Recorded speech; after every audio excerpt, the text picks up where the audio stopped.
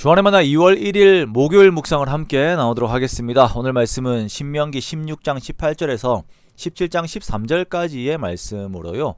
질서와 공의라고 하는 제목으로 함께 묵상을 나오도록 하겠습니다. 오늘 본문에서는 장차 가나안에 세워질 이스라엘이 하나님께서 세우신 질서와 공의 가운데에서 유지가 될 것에 대해서 이렇게 말씀을 하십니다.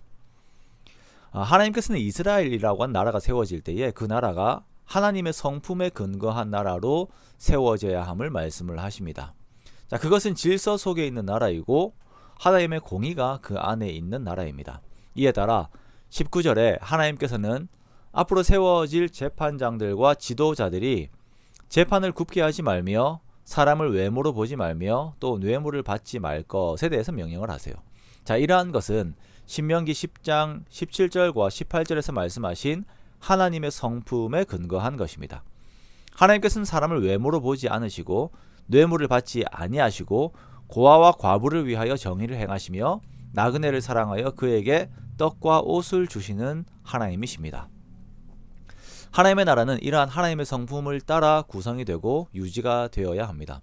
이러한 하나님을 따른 공정한 재판이 유지가 되기 위해서는 세 가지의 원칙이 제시가 되는데요. 먼저는 판결을 왜곡하지 말 것, 그리고 외모로 판단하거나 편견을 가지지 말 것, 세 번째는 뇌물을 받지 말 것입니다. 재판관은 사실관계를 왜곡하여서 불법적인 판결을 내려서는 안 됩니다. 두 번째는 편파적 판결을 내려서도 안 돼요. 내가 아는 사람이라고 해서 재판의 결과를 다르게 해서는 안 됩니다. 부자라고 해서 편을 들어서도 안 됩니다. 또한 우리가 유심히 보아야 하는 것은 가난하다고 해서 불쌍히 여겨서도 안 됩니다. 우리가 교회에서 보면 가난하고 형편이 어려운 사람들의 범죄들에 대해서 허용을 하는 경우들이 많아요. 그리고 그러한 것들을 이용하는 사람들도 있습니다만 그것은 하나님께서 철저하게 금하시는 것입니다. 여론에 떠밀린 재판도 안 됩니다. 그러므로 재판관은 항상 하나님의 말씀 앞에서 그 기준을 지키고 판결을 해야 합니다. 세 번째는 재판관이 불법적인 뇌물을 수수하여 공의로운 판결을 하지 못하는 일이 없어야 합니다. 뇌물은 판단을 흐리게 하고 의인의 말을 굽게 만듭니다. 그러므로 뇌물은 하나님께서 금하시는 것입니다. 판결의 공정성은 인종과 신분, 외모, 귀천, 친분 등에 의해서 훼손되어서는 안 됩니다. 이러한 것이 훼손된다라고 하는 것은 하나님의 나라를 세우신 그 나라의 주인 되시는 하나님의 영광과 성품이 훼손되는 결과를 가지고 오게 됩니다. 이러한 재판이 공정하게 이루어져야 하지만 또한 여기에서 판결이 되지 않는 사안들이 또 생길 수가 있어요. 그것들은 중앙재판에서 처리를 하게 됩니다. 이때는 제사장들이 재판을 하게 되는데요. 백성들은 이때 제사장들이 판결을 보이는 대로 행해야 합니다. 오늘 본문의 중반부에 보면 우상숭배에 대한 말씀이 갑자기 나오죠. 즉 우상숭배자의 경우 재판을 통하여서 백성들에게서 제함을 당하게 됩니다.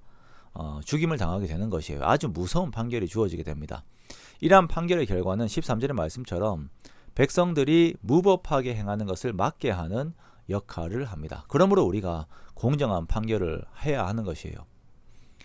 오늘날 우리가 교회 생활들을 하면서 교회를 통하여서 교회 주인 되시는 하나님의 뜻, 하나님의 성품이 드러나게 하는 것이 마땅한 것인데 사람의 뜻이 이루어지게 하기 위하여서 하나님이 금하신 것들을 마구 허용하고 방법론들로 쓰는 것을 우리가 볼 때들이 있습니다. 안타까운 일이죠. 외모로, 지위로, 친분으로, 뇌물로 혹은 자신들의 당을 만들어서 자기의 뜻이 교회 안에 이루어지게 하려는 일들을 우리가 보게 됩니다. 참으로 안타까운 일이고 또한 혹여나 내가 그러한 의지를 보이고 있지는 않은지 나 자신을 조심스럽게 돌아보아야 할 것입니다.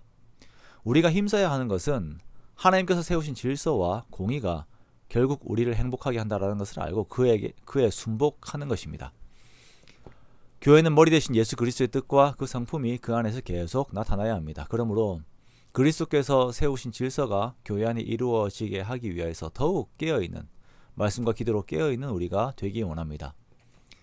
내 부유함도 내 가난함도 내 뜻을 이루기 위한 도구가 되지 않아야 합니다.